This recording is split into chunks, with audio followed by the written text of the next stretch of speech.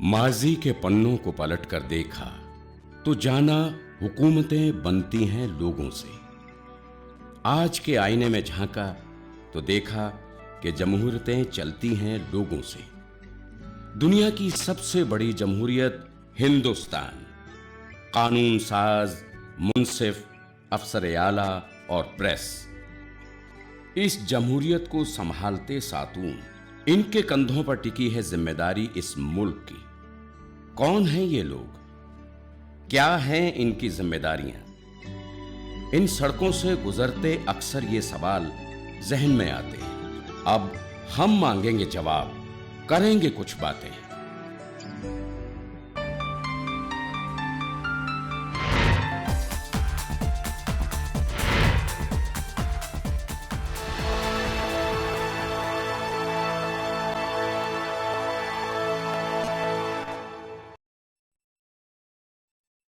आदाब नाजरीन, उर्दू हाट टॉक में आप सभी का इस्तकबाल है। मैं हूं आपके साथ बुशरा खानम फहद। नाज़रीन, जैसा कि आप जानते हैं कि इस प्रोग्राम के ज़रिए हम आपकी मुलाकात कराते हैं उन शख्सियात से जो हमारे मुल्क को बनाने में अहम किरदार निभा रही हैं, जैसे हमारे मुल्क के सियासतदान, कानून साज और सहाफ़ी।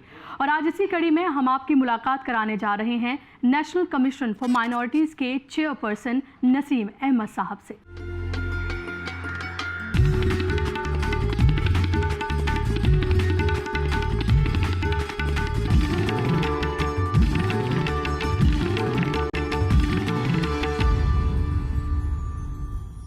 नसीम साहब, बहुत बहुत इस्तकबाल है आपका हमारे प्रोग्राम में। शुक्रिया। तो जब हम बात करते हैं नेशनल कमीशन फॉर माइनॉरिटीज़ की, तो सबसे पहले ये सवाल आता है कि इसके अंदर और क्या क्या चीज़ें आती हैं और ये कमीशन काम कैसे करता है? देखिए, ये जैसा कि इसके नाम से थोड़ी सी वजाहत होती है, नेशनल कमीशन फॉर माइनॉरिटीज़, ये अक़लियती जो वो हैं जी, उसके उनकी जो आइनी हुकूक़ हैं या और कानूनी उनके हुकूक़ हैं, उनके तहफ़्फ़ुज़ के सिलसिले में मुख्तलिफ़ इक़दामात उठाने के लिए ये जो है ख़ुद मुख्तार ये है एक इदारा है। और इसका क़याम जो है एक पार्लियामेंट के पास शुदा एक कानून के तहत है, national commission for minorities act 1992। और अगर मैं बहुत ही मुख्तसरन बताऊं कि इसका काम क्या है और तरीक़ेकार क्या है, तो मैं कहूँगा कि ये अंग्रेज़ी में एक लफ्ज़ है जिसको कहते हैं वॉच डॉग। तो ये इदारा एक किस्म का वॉच डॉग है और ये हमारी ये ज़िम्मेदारी है कि सरकार से जो नोटिफाइड अक़लियती जो कौमें हैं, उनके कानूनी हुकूक़ या आइनी हुकूक़ में कहीं भी हम महसूस करते हैं या हमारे पास पिटीशन आता है या हमको मीडिया के ज़रिए मालूमात होती है कि फ़लाँ जगह कुछ ऐसी चीज़ हो रही है जिसका असर बराह रास्त जो है अक़लियतों पर पड़ेगा, तो ऐसे मामलात में हम जो है मदाखलत करते हैं। और तरीक़ाकार हमारा ये है कि जो भी सरकारी इदारा, कोई डिपार्टमेंट जिससे मुताल्लिक़ किसी किस्म की कोई हमको कंप्लेंट मिलती है या हमारी मालूमात में ये बात आती है, तो हम सबसे पहले उनसे फ़ौरी तौर पर जो है उनके कमेंट्स मांगते हैं कि ये शिकायत है, इसके बारे में आपको क्या कहना है। उनका जवाब आने के बाद हम उसका जो है तज्ज़िया करते हैं और ये देखते हैं कि उनकी बात में कुछ वज़न है या नहीं। हम फिर भी ये महसूस करते हैं कि बावजूद उनके जवाब के अभी भी ख़दशात बाकी हैं, तो अगर ज़रूरत पड़ती है तो हम बाकायदा, हमारे यहाँ सुनवाई का भी बहुत वो है इंतज़ाम है कि हम बाकायदा हियरिंग करते हैं जिस तरह से। और हियरिंग के सिलसिले में हमको अदालतों के पास जो भी अख्तियारात होते हैं, जो उनके प्रोसीजर्स हैं, वो सारे हमारे उसमें कानून में लिखे हुए हैं कि हम बतौर एक अदालत के, अदलिया के, हम उस हियरिंग को कंप्लीट करते हैं। उसमें दोनों फ़रीक़ैन को सुना जाता है, उनके बाद जो है फिर पूरे कमीशन की बाकायदा जो है उस पर गौर खौज़ के बाद फ़ैसला हम सुनाते हैं। इस कमीशन में एक चेयरमैन है, एक वाइस चेयरमैन है और 5 मुख्तलिफ़ अक़लियती ग्रुप से और एक मेजॉरिटी से भी जो मेंबरान हैं वो ये कमीशन होते हैं। इस कमीशन की तश्कील जो है ये भारत सरकार करती है और एक दफ़ा तश्कील होने के बाद कमीशन के जो ओहदेदारान हैं ان کا جو ہے ٹینیور جو ہوتا ہے وہ ٹرم 3 سال کا ہوتا ہے. تو اس طرح سے ہم کام کرتے ہیں. نسیم صاحب، بطور چیئرمین جب ہم بات کرتے ہیں تو آپ کے پاس کس طرح کے اقتدارات ہیں، اور اگر آپ کسی طرح سے آپ نے بتایا کوئی ہیئرنگ ہوتی ہے، کسی کی پٹیشن آتی ہے، تو آپ کس طرح سے پھر اس کا فالو اپ کرتے ہیں، اور آپ کے اقتدارات کے بارے میں خاص طور پہ میں جاننا چاہوں گی. دیکھیے ایسا ہے کہ جب یہ ایک ادارہ ہے جس کو ملٹی ممبر ادارہ ہے، تو یہ کہنا کہ میرے الگ سے اختیارات ہوں گے، ممبران کے الگ سے ہوں گے، وہ کہنا ٹھیک نہیں ہوگا. یہ اور بات ہے کہ کمنٹس مانگنے کے لیے، کمنٹس آنے کے بعد اس پر پہلے غور کرنے کے لیے میرے پاس آئے گا، میں اس کو دیکھوں گا، اس کے بعد پورے کمیشن میں پیش کروں گا. تو میری بات میں تھوڑا وزن زیادہ یہ ہو سکتا ہے کہ میں ہیڈ ہوں اس ادارے کا، لیکن ہماری فنکشننگ بڑی ڈیموکریٹک ہے اور ہم سارے ممبران آپس میں صلاح مشورے کے بعد ہی کوئی فیصلہ کرتے ہیں. تو ویسے اس ادارے کے چیئرمین جیسے میرا جو گورنمنٹ سے باقاعدہ فارملی جو ہے کیبنٹ منسٹر کا اسٹیٹس دیا گیا ہے، تو وہ صرف اس لیے نہیں کہ میں خوش رہوں اور میں سینہ چوڑا کر کے گھومتا رہوں، بلکہ یہ اختیارات اور اسٹیٹس اس لیے دیا گیا ہے کہ ہماری بات میں تھوڑا وزن ہو، لوگ محسوس کریں کہ ہم جس سے بات کر رہے ہیں وہ کیبنٹ منسٹر رینک کا اس کا اسٹیٹس ہے. تو یہ اس لیے دیا گیا ہے. آپ نے کہا کہ آپ کا جو ادارہ ہے ایک واچ ڈاگ کی طرح کام کرتا ہے. جب ساری پالیسیز بنتی ہیں مائنورٹی ڈپارٹمنٹ سے، جس طرح کی پالیسیز بنتی ہیں مائنورٹی جو طبقہ ہے اس کے لیے، تو آپ کیا اس کمیشن کا بھی رول اس میں ہوتا ہے، یا پھر پالیسیز جب بن جاتی ہیں وہ اس طرح سے کام کر رہی ہیں اس کے بعد آپ کا رول شروع ہوتا ہے؟ اقلیتی امور کی وزارت میں کوئی نئی اسکیم بنتی ہے جس کے فائنینشیل امپلیکیشنس ہوتے ہیں، تو اس میں ایکسپینڈیچر فائنانس کمیٹی کو ایک میمورینڈم دیا جاتا ہے. وہ جو میمورینڈم دیتے ہیں تو وہ ہم سے بھی اس کے بارے میں پوچھتے ہیں کہ جو اس کے یہ جو نئی اسکیم آ رہی ہے اس کے جز اتنے ہیں، اس کے بارے میں ہم سے پوچھا جاتا ہے. اور ہم جو اس کے اندر جو دیا گیا طریقہ کار اس اسکیم کو اس کو لاگو کرنے کے سلسلے میں ہم کمنٹس جو ان کو دیتے ہیں. لیکن یہ کہنا کہ بغیر ہماری ہری جھنڈی کے کوئی اسکیم نہیں بن سکتی، یہ بھی کہنا غلط ہے. وہ ایکسپینڈیچر فائنانس کمیٹی میں چونکہ فائنینشیل امپلیکیشنز ہیں اس لیے ہم سے پوچھا جاتا ہے. لیکن اسکیم کوئی چل رہی ہو تو اس کے بارے میں ہم مانیٹر بھی کرتے رہتے ہیں. ہمارے پاس اسکیمز کے سلسلے میں پٹیشنز بھی آتے رہتے ہیں، اور ہم نے یہ محسوس کیا ہے کہ اگر ہماری طرف سے کسی قسم کے کوئی کمنٹس جو ہے وزارت کو بھیجے جاتے ہیں تو اس پر وہ لوگ سنجیدگی سے غور کرتے ہیں. جی، کس طرح کی شکایتیں آتی ہیں آپ کے ڈپارٹمنٹ کے اندر؟ کس طرح کی شکایتیں ہیں جس کو آپ کے ڈپارٹمنٹ میں بھیجا جا سکتا ہے؟ میں ان کو اگر میں کسی چھوٹے دائرے میں لانا چاہوں تو میرے لیے بڑا مشکل ہوگا، کیونکہ ہزاروں اقسام ہیں جہاں پر لیکن اگر موٹے موٹے طور پر ہم ڈپارٹمنٹ وائز اگر بات کر لیں، ہاں، ہیرسمنٹ پولیس کے ذریعے ہیرسمنٹ کی کمپلینٹ آتے ہیں کہ صاحب ہم کو پولیس کے ذریعے اسی لیے ستایا جا رہا ہے کیونکہ ہمارا تعلق ایک اقلیتی اسے طبقے سے ہے. اس قسم کی کمپلینٹس آتی ہیں. کہیں فسادات ہو چکے ہوں گے یا ہونے کی کوئی تشدد بھڑکا ہے جس کے بارے میں اقلیتی طبقات میں وہ ہے ہیجان ہے، اس قسم کی کمپلینٹس بھی آتی ہیں کہ ہم انٹروین کریں. اچھا، اس کے علاوہ سروسز میں بھی بہت ساری ہمارے پاس پٹیشنز اس قسم کے آتے ہیں کہ ہمارے ساتھ جو ہمارے حقوق ہیں ان کی بازیابی ہو رہی ہے، ٹھیک سے نہیں ہو رہی ہے، ان کو امپلیمنٹ نہیں کر رہے ہیں، اور میرے ساتھ زیادتی ہو رہی ہے اس وجہ سے کہ میں اقلیتی طبقے سے میرا تعلق ہے. اس قسم کی پٹیشنز بھی ہمارے پاس بہت آتی ہیں.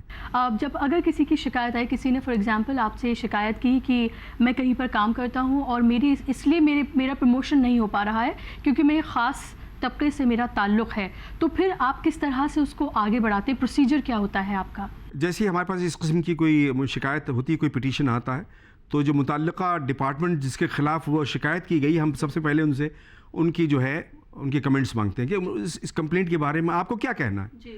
اس کے کمپلینٹ میں جواب جب آ جاتا ہے تو اس کا ہم یہاں پر اس کو ایگزامن کرتے ہیں، اور ہم ایک موقع اور پٹیشنر کو دیتے ہیں کہ صاحب یہ جواب آیا ہے اور اس کے بارے میں آپ کو کیا کہنا ہے. اس کو انگریزی میں ریجوائنڈر کہتے ہیں. ریجوائنڈر کا ان کو ہم موقع دیتے ہیں، وہ اس کے بعد تفصیل سے پھر لکھتے ہیں کہ صاحب یہ بات کہی ہے صحیح نہیں ہے، یہ نہیں.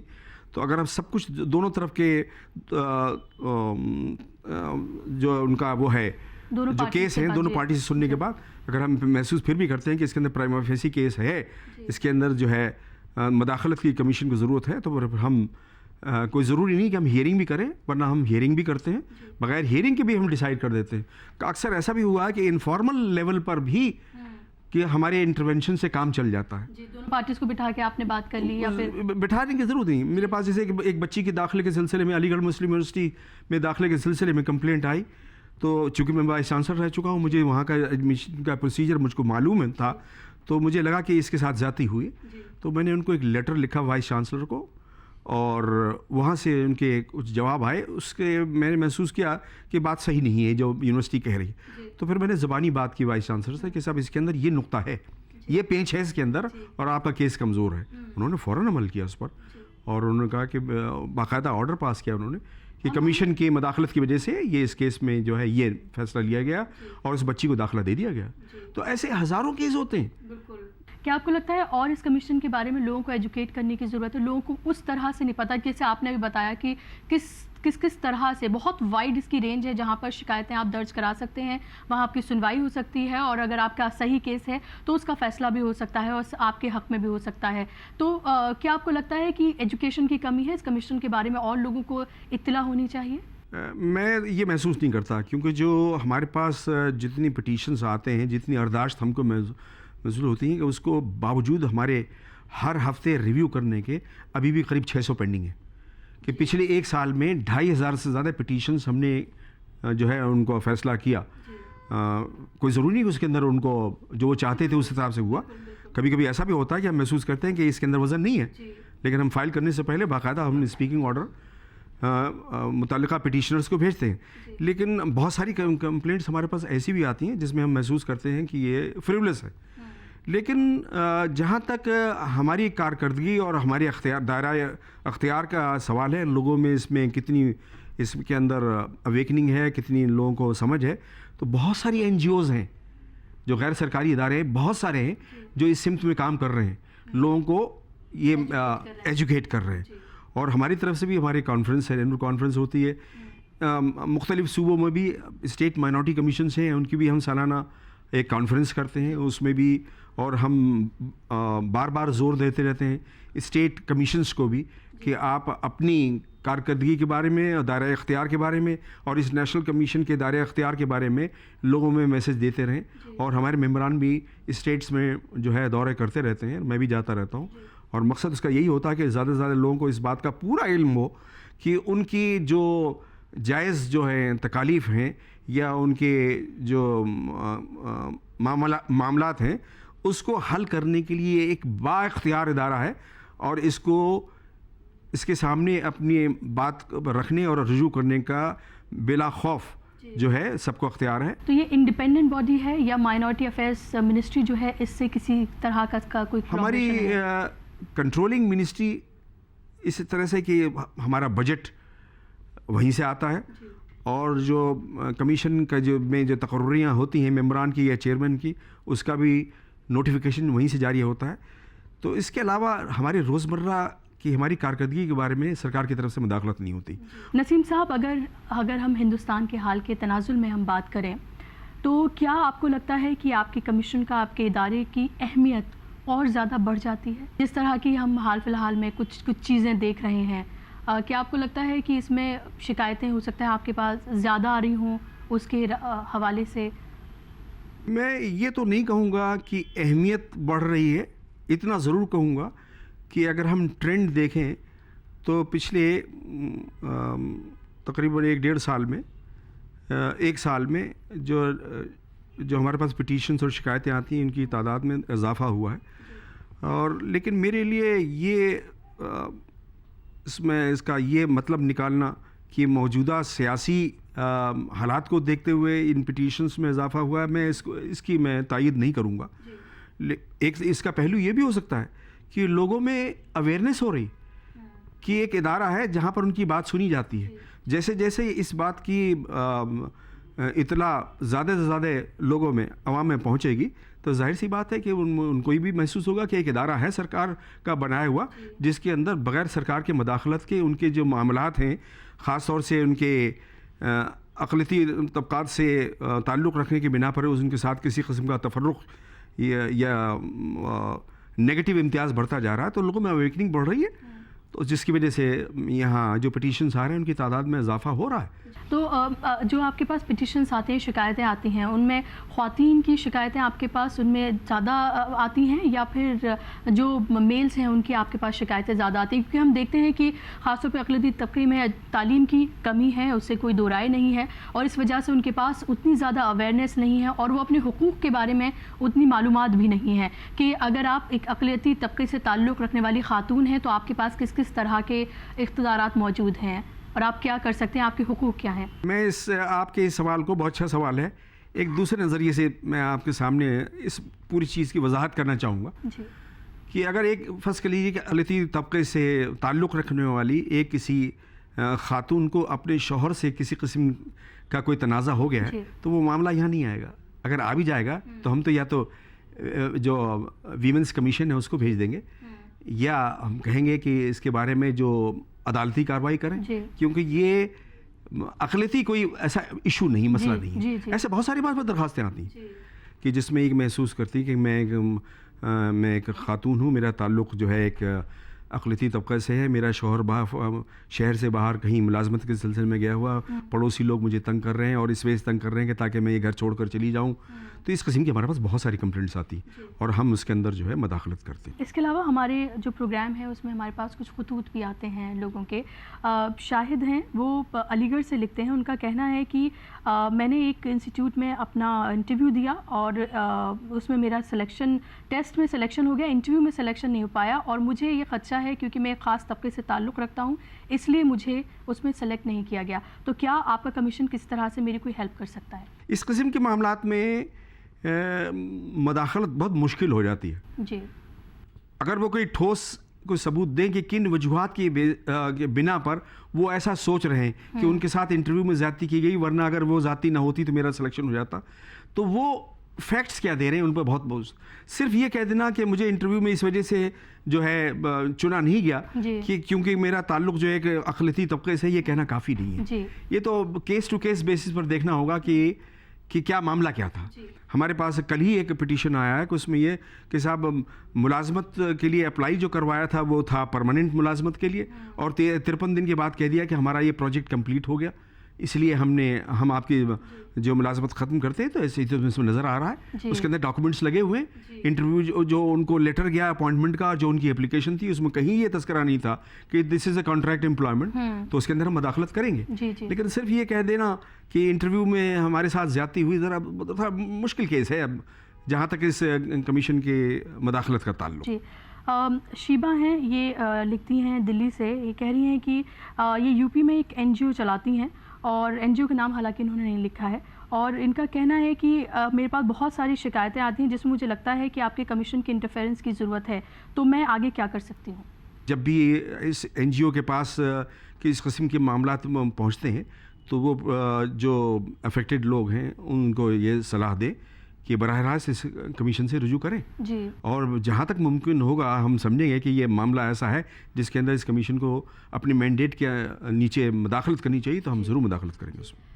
نسیم صاحب, اس کے علاوہ کون سے ایسے کیسز ہیں جو آپ کو لگتا ہے کہ آپ کے پاس آتے ہیں زیادہ تعداد میں, لیکن آپ کے کمیشن سے, آپ کے ادارے سے اس کا کوئی تعلق نہیں ہے, اور لوگ ایک کنفیوژن اسٹیٹ میں ہے کہ ہو سکتا ہے کہ یہ چیز بھی آپ کے ڈپارٹمنٹ کے اندر آتی ہو سکتا ہے یہ بھی آپ کے ادارے کے اندر آتی ہو, کیا اس طرح کی پٹیشنز کچھ ہیں, کچھ اضافہ اس میں آپ دیکھتے ہیں؟ دیکھیے ایسا ہے کہ ہمارے پاس بہت سارے پٹیشنز ایسے آتے ہیں کہ جس کو انگریزی میں کہتے ہیں انٹرا کمیونٹی ایشوز. جی. مثال کے طور پر ایک سکھ فیملی ہے اور ان کا اپنی پڑوسی سکھ فیملی سے کسی قسم کا تنازع ہے, تو یہ معاملہ ہمارے پاس نہیں آنا چاہیے, کیونکہ یہ ایسا کوئی معاملہ نہیں ہے کہ جس میں یہ کمیشن مداخل کر سکتا. اسی طرح سے فرض کریے کسی نے, جس میں مثال کے طور پر کہہ رہا ہوں کہ ہم کو یہ کہ صاحب میرا تنازع فلاں لوگوں سے ہے اور میرے ساتھ زیادتیاں اس وجہ سے ہوتی ہیں کہ میرا تعلق جو ہے ایک اقلیتی طبقے سے ہے, اور یہ لوگ جو ہے اکثریتی طبقے سے ان کا تعلق ہے دوسرے فریق کا, اور میں نے عدالت میں اس کے بارے میں مقدمہ کیا ہوا جو زیر سماعت ہے, چل رہا ہے, اور ابھی اس کے اندر فیصلہ نہیں ہو پایا, آپ مداخلت کریں. تو جیسا کہ میں نے پہلے عرض کیا تھا کہ ہماری پالیسی یہ ہے کہ ہم ایسے معاملات میں مداخلت نہیں کرتے. اسی طرح سے ود ان دا فیملی بہت سارے معاملات آتے ہیں. جو لوگ آپ کو گھر بیٹھے دیکھ رہے ہیں، اس کمیشن کی چیئرمین کی حیثیت سے آپ ان لوگوں کو اپنی طرف سے کیا پیغام دینا چاہیں گے؟ آپ کوئی بھی کام کریں، لوگوں کو مطمئن کرنا آسان کام نہیں ہوتا، کہ لوگوں کے ذہن میں یہ خلش رہ جاتی ہے کہ فلاں فلاں ادارے وہ کچھ اور زیادہ کر سکتا تھا لیکن جان بوجھ کر نہیں کیا اور ہم کو پورا انصاف نہیں ملا. تو یہ عدالت کے فیصلوں کے ساتھ بھی ہوتا ہے. یہ لوگوں کو مطمئن کرانا کہ جتنا ہم نے کیا اس سے زیادہ ہم کر نہیں سکتے تھے، یہ ایک بہت بڑا چیلنج ہے. لیکن ہمارے پاس ایسے ہی بھی ہوتا ہے کہ ہمارے فیصلے کے بعد بھی کچھ درخواستیں پھر بھی آتی رہتی ہیں کہ صاحب ہمارے ساتھ جو پورا انصاف نہیں ہوا. تو ایسا نہیں کہ ایک دفعہ معاملے کو ہم نے اگر بند کر دیا تو ہم اس کو دوبارہ نہیں کھولتے. کل ہی ایک معاملہ ایسا آیا تھا ہمارے سامنے جس میں آج سے 6 مہینے پہلے 7 مہینے پہلے ایک کیس کو ایک فیصلہ دینے کے بعد بند کر دیا گیا تھا. لیکن شکایت وہ دی پٹیشنر نے کہ جو آپ نے فیصلہ دیا تھا اس کا یہ حصہ جو امپلیمنٹ نہیں ہوا، تو ہمیں فائل کو دوبارہ کل میں نے کھولنے کا آرڈر دیا. تو ایسے بہت سارے کیسز ہوتے ہیں. ہماری طرف سے کوشش ہی ہوتی لیکن مطمئن کرانا بڑا مشکل ہوتا ہے. ایک اردو کا شعر ہے کہ کہہ رہا ہے موج دریا سے سمندر کا سکوت، جس میں جتنا ظرف ہے اتنا ہی وہ خاموش ہے. ہم سن لیتے ہیں، ہماری نیت کتنی بھی اچھی ہو، جو اس قسم کی ہم پر جو تہمتیں اگر لگائی جاتی ہیں تو ہم سن لیتے ہیں، خاموش رہتے ہیں. لیکن پھر بھی ہم ڈسکریج نہیں ہوتے اور ہماری ہمیشہ یہ کوشش ہوتی ہے کہ جہاں تک ممکن ہو اس کمیشن کی اور اس ادارے کے مداخلت سے لوگوں کو انصاف ملے. جی ظاہر سی بات ہے، یہی ایک ادارے کا مقصد بھی ہونا چاہیے، تبھی وہ فیئرلی سب کے لیے انصاف بھی کر سکتا ہے. بہت شکریہ نسیم صاحب قیمتی وقت دینے کے لیے اور اتنی قیمتی خیالات سے نوازنے کے لیے. بہت شکریہ. بہت بہت شکریہ آپ کا. مجھے امید ہے کہ آج اس ہارٹ ٹاک کے ذریعے جو ہم لوگوں نے تبادلہ خیالات کیا ہے وہ عوام تک پہنچے گا اور لوگوں میں بیداری ہوگی کہ یہاں پر ایک ادارہ ہے ہندوستان میں جو کہ اقلیتوں کے بہبود اور ان کے آئینی اور قانونی حقوق کی تحفظ کے لیے ہمیشہ کمر کسے ہوئے. جی بالکل. بہت بہت شکریہ.